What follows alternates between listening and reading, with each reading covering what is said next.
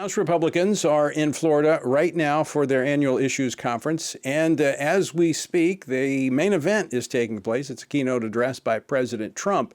Now, the goal of this gathering is to emerge with a clear path forward on a number of must-do items, including what we've been talking about or hearing about for a number of weeks, reconciliation. Is it a one bill, two bill, or a three-step process? Well, hopefully they'll know later this week. Joining me now to discuss this and much more is U.S. Senator Kevin Cramer of North Dakota.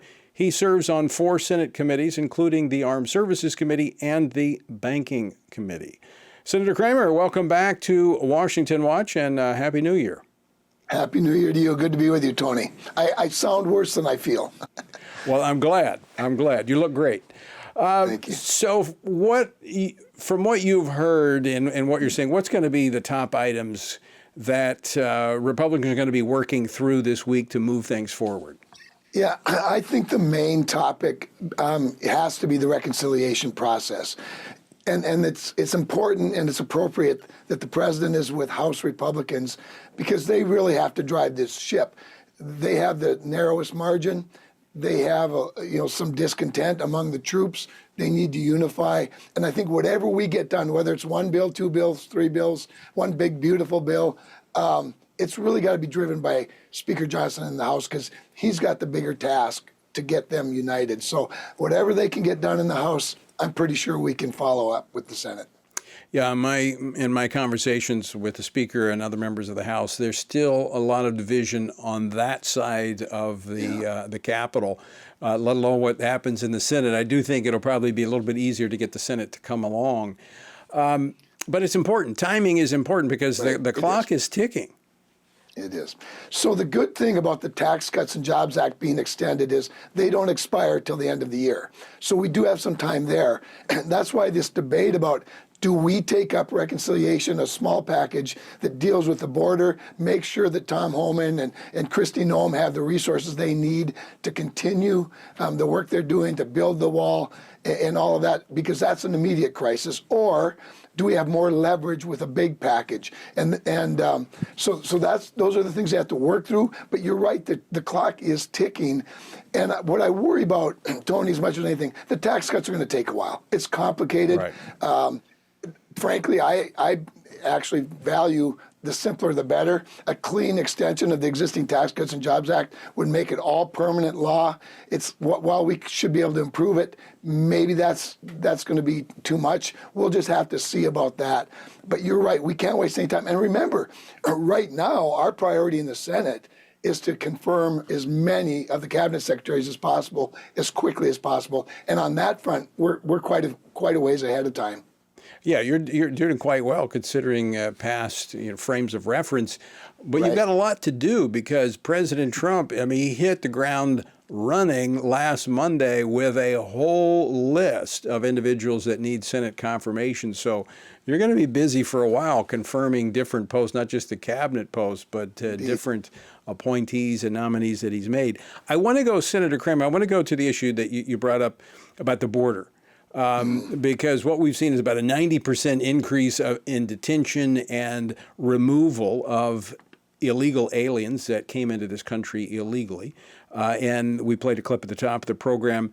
Yes. And Homan has been very clear about this. They're going after the worst first. They're going after those who are criminal. But just to put this in proper reference, 538 arrests on Thursday, 493 arrests on Friday, 286 on Saturday, and 956 on Sunday. I think everyone I would think everyone but the criminals are happy that these violent gang members, rapists, violent immigrants that are here illegal are being removed. But there are some that have been in this country because of our broken system for decades, that have families, that are very much a part of the community. What's the next step here? Yeah, so it's a great point, Tony, because not all illegal immigrants are created equally. Well, they were created equally, but not all of them are equal today. And that's why the focus has been on the criminals, the violent criminals and whatnot. At the same time, when you pick up some violent criminals, you're going to find some other people that are here illegally. probably more recently, and they, certainly need to remove them as well. With regard to people who've been here decades, I think we have to have a different track. And the president has always, in fact, in many cases, been much more open to different pathways for dreamers and others than most Republicans. But I also think it becomes a bit of a negotiating tool at the same time, because to really deal with the problem, we have to fix our legal and our illegal immigration system. To make sure that our economy can meet its potential, we should have a skills-based immigration policy. If you need more engineers or surgeons, we should have more H-1Bs. If you need more farm workers, we should have more H-2As.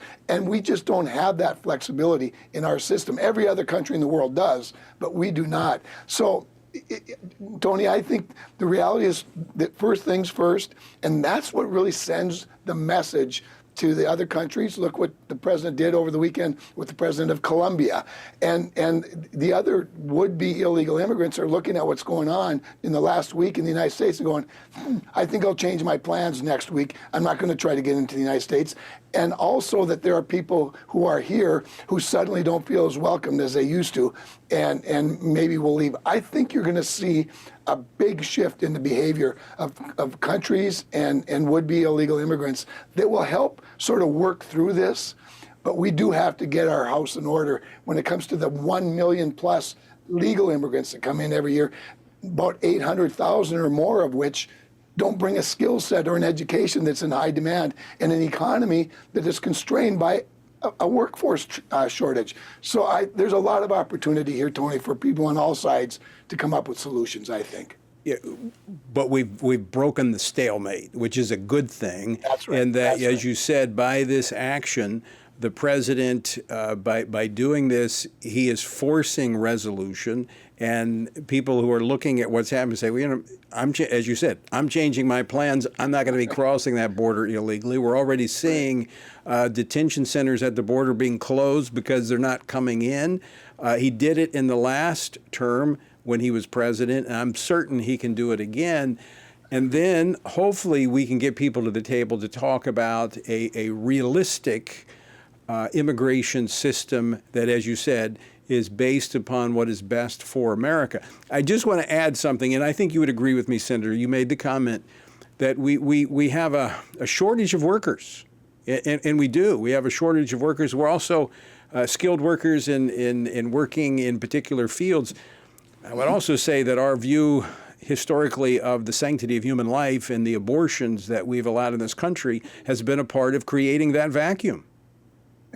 Indeed, Tony. When you think of how many potential workers have been murdered in the womb, it's a crime on so many levels. The humanitarian crime is first and foremost, obviously, but what it's done to hurt our economy and our economic growth. Robbing people who can't have children from the opportunity to love another child, Tony. This is why I'm the co-chairman of the Adoption Caucus, because I just think we need to deal with all sides of the life issue, including demonstrating compassion for people, for mothers that find themselves in a difficult pregnancy, their children who find themselves, facing an abortionist rather than a future. We as the church and as people of faith need to talk about this in every aspect of it, because that's what the church is supposed to do. And that should be reflected in our policy. Last week, the president taking a number of executive steps to address the life issue. So he's approaching it on all fronts. But you as well, last week, in honor of the annual March for Life, you and Congresswoman Claudia Tenney reintroduced the Unborn Child Support Act in support of mothers-to-be and their children. So we've just got about a minute left. Talk a little bit more about that bill. Well, what that bill does is it puts the fathers on the hook, with an unborn child, just as they would be with a born child. And by the way, it gives the mother, the first right of refusal, if you will, so she can opt into this. But we just feel like both parents should have should have some responsibility in an unwanted pregnancy, perhaps, including the father.